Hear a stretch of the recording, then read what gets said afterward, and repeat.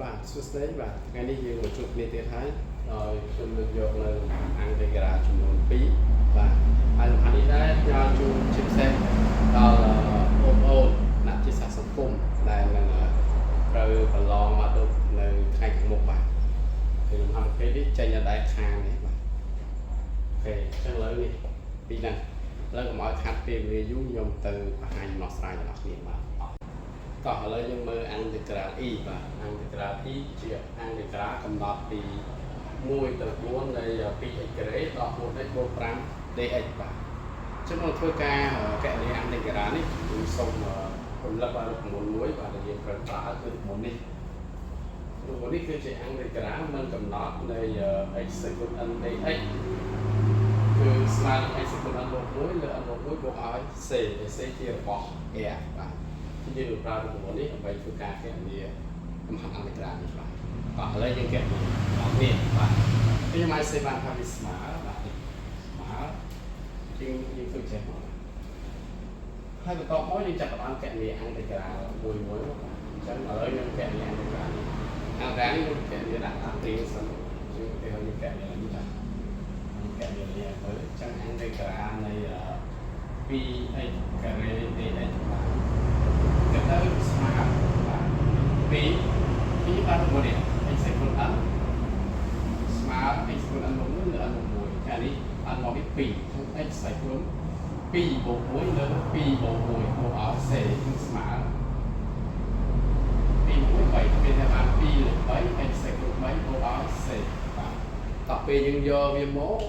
យើងអត់យក c នេះយើងយកប៉ុណ្ណេះមកអញ្ចឹងខ្ញុំអាចស្ដាប់ថាកន្លែងនេះគឺ2លើ3 x ស្វ័យគុណ3ហ្នឹង1បន្តមកចាប់ដល់អាំងបន្តទៀតអាំងក្រាលនៃ 4x នេះមកចឹងអាំងនៅគ្នាទេ4គុណឲ្យនេះ x នេះស្វ័យគុណ1ចឹងអស្វ័យគុណ1វាអត់ស្មើ1ចឹង x ស្វ័យគុណ1បូកឲ្យ1លើ1បូក1បូកឲ្យ c ចឹងបាន4 1បូក1បាន4លើ2 x សេគុណ2បូកឲ្យ c ចឹង4ចែក2បាន2ចឹង 2x ការ៉េបូកឲ្យ c តែ c ជារបស់គេតែពេលដល់អង្គតិក្រាលកំណត់មកទីយើងយកដល់យកអានេះបាទចឹងយើងបាននេះដកមកសញ្ញាវាដក 2x ការ៉េបាទបូកចឹងអង្គតិក្រាលនេះយើងដឹងហើយអង្គតិក្រាលនៃចំនួន k បាទស្មើគេស្មើ 5x បូកឲ្យ c ពីយកយើងបូកឲ្យ 5ពេលប្រឡងជាក់ស្ដែងយើងនេះអាទាំងនេះបងប្អូនសរសេរដាក់กระดาษព្រៀងលើกระดาษព្រៀងហើយដល់ពេលបានអង្គទៅមកដាក់ទាំងមកទៅទូចឹងមកបាទអូខេតបពីបានហើយចាប់ដើមជំនួសវាយើងប្រើទៅមកបាទយើងជំនួសលើមុនកន្លែងណានេះ h ជំនួសឲ្យ4ចឹង2លើ3គុណឲ្យ4ស្វ័យគុណ3ដកឲ្យបាទដកឲ្យ2ទៅតាឲ្យ4ស្វ័យគុណ2បូកឲ្យ5គុណឲ្យ4បាទ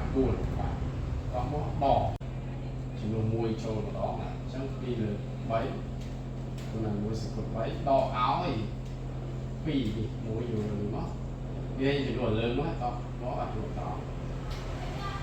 ការ៉េអានេះបូកឲ្យ5គុណឲ្យ4តោះមកយើងសរសេរអានេះ4សេគុណ3របស់4គុណនឹង2វា123ចឹងនេះ123លើ3ដកឲ្យនេះ16គុណនឹង2បានដល់32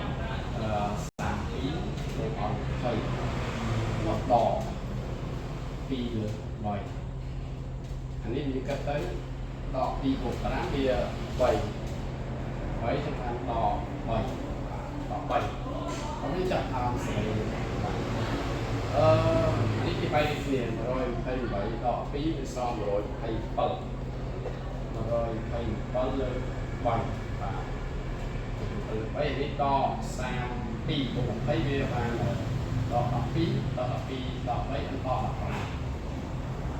អញ្ចឹងយើងតម្រូវគេបែរគ្នាមកបាទព្រោះលេខនេះវាអត់ចាច់ដល់3ទៅគេបែរបាន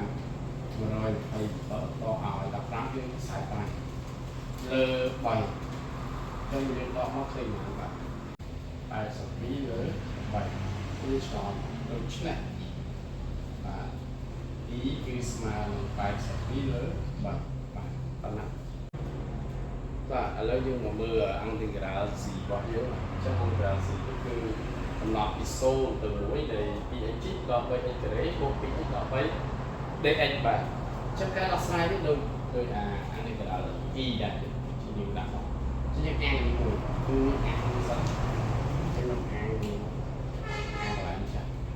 មានន័យថានេះយើងអានដល់ពីចឹងអាននៃកន្លែងនៃ 2x បាទអានមួយគឺបាទនេះចឹង2គុណឲ្យ x គឺ3បូក1អានេះបាន3បូក1 3បូក1បូកឲ្យ c ចឹងវាស្មើនឹង2លើ4 x ផ្សាយគុណ4បូក c ចឹងគឺសម្រួល1លើ2 x ផ្សាយគុណ4បូកឲ្យ c ខ្ញុំអាច c ដោយខ្លីមកយើងនិយាយស្រង់វាយកដល់ប៉ុណ្ណឹងមកទេបាទអញ្ចឹង1ភាគ2 x ផ្សាយគុណ4តោះមកនេះយើងអានទេក្រានតក្រាននោះគឺបាន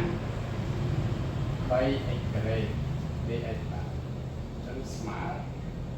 3គុណឲ្យ x គុណ2បូក1លើ2បូក1បាទតាមនេះបូកឲ្យ c ចូលដល់បាទ2 1 3 3 3អស់ចំណាយ x គុណ3បូក c បាទឆ្លៀតដល់ឲ្យ x គុណ3យើងយកដាក់ x គុណ3បាទទៅពេលនេះខ្ញុំដាក់លឿនយកមកណាបាទអញ្ចឹងបានបើអានទៅវាបាន x ការ៉េហើយនេះអានទៅបានដក 3x បាទសម្រាប់ពី0ទៅ1អត់ទេចាប់ដើមជំនួសនេះចូលនេះជំនួសលើមុនលើបាន1ភាគ2គុណឲ្យ1សេគុណ4ដកឲ្យ1សេគុណ3បូកឲ្យ1ការ៉េដកឲ្យ3គុណឲ្យ1